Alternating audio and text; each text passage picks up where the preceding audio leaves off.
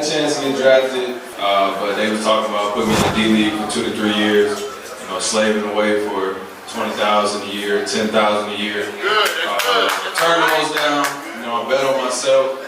It's been a long process. Right now, I just want to celebrate the process, man, what I've been through, the grind. 18 cities in about 30 days. So, just proud of myself for that.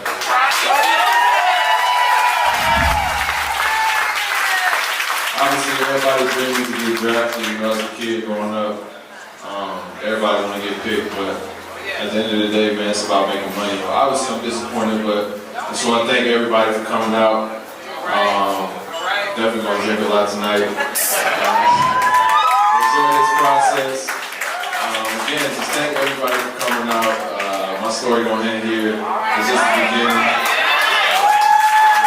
It wouldn't really make sense for my story if I did get picked.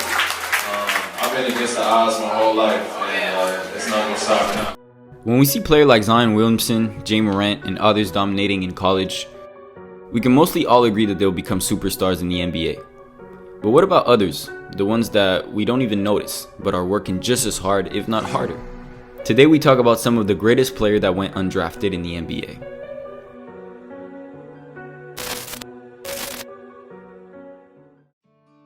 Matthew Dellavedova.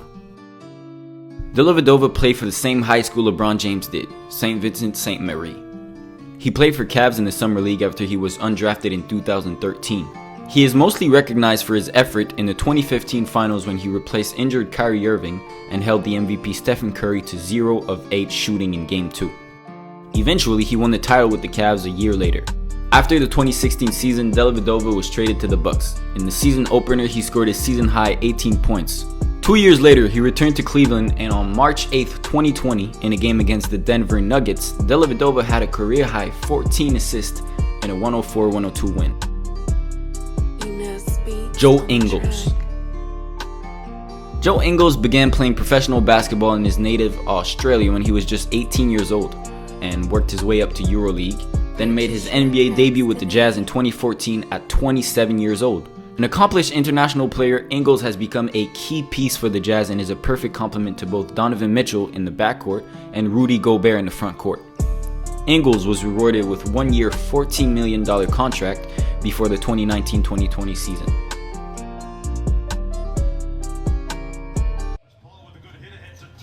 Oh, damn, yep.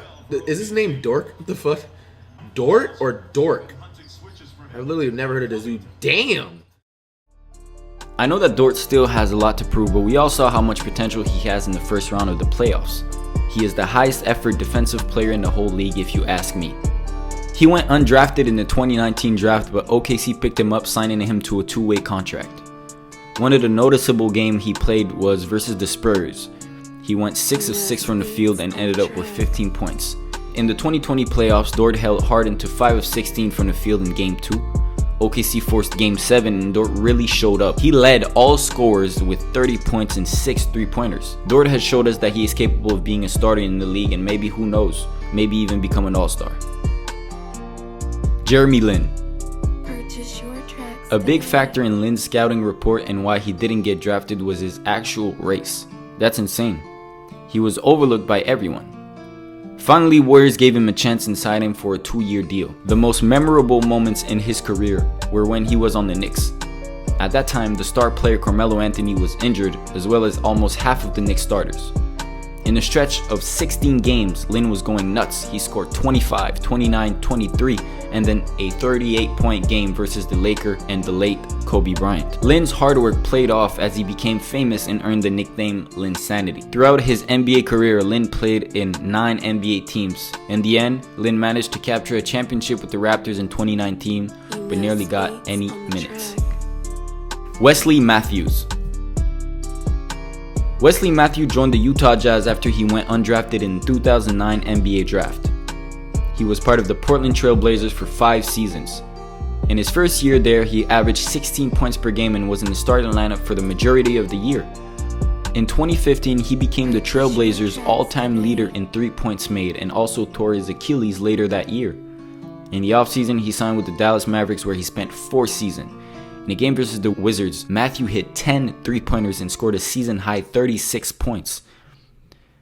And in 2019, he swapped 3 teams. First, he was traded to the Knicks, who waived him after 2 games. After signing with the Pacers in February, he scored 24 points and hit 6 3-pointers versus the Pelicans. During the free agency that year, he went to the Milwaukee Bucks. JJ Berea. After going undrafted in the 2006 NBA draft, Berea joined the Golden State Warriors for the 2006 Summer League. He managed to get picked up by Mavericks. Berea was a good role player, but in the 2011 playoff, he elevated his game. In the second round versus the Lakers, he dropped 12 in the fourth quarter to secure the win in Game 2. He received praise from Kobe Bryant and was even compared to Chris Paul. That year in the final, Mavs faced off against Miami Heat and won in 6 games. The next season, he signed with Minnesota Timberwolves and had a starting role at some point. And then in 2014-15 season, he returned to Dallas and is still playing there currently. Fred VanVliet.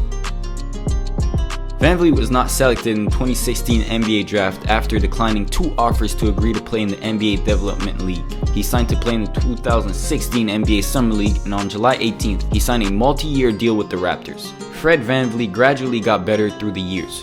During the 2019 playoff, it seemed like he was getting better game by game. In the finals, he scored 22 points in Game 6 versus Warriors with 5 3-pointers. He was one of the clutch scorers that helped Toronto win their first title that year.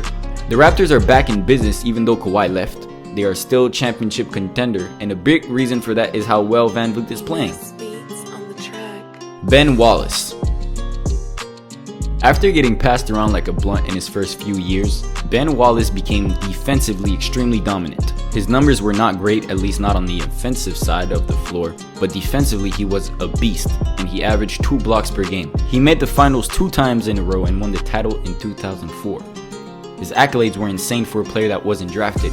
He was a 4-time All-Star, 4-time Defensive Player of the Year, NBA champion. He was 3-time on the All-NBA second team and 2-time on the NBA third team, 5-time All-Defensive first team, and also 1-time Defensive second team. Little was expected for the 6'9" center, but through technique and determination, he owned a skill that made him a force in the league for years. Let me know what you thought about these players in the comments. What player did I miss? Thank you so much for watching the video. Make sure to like and subscribe to show your support. Peace out.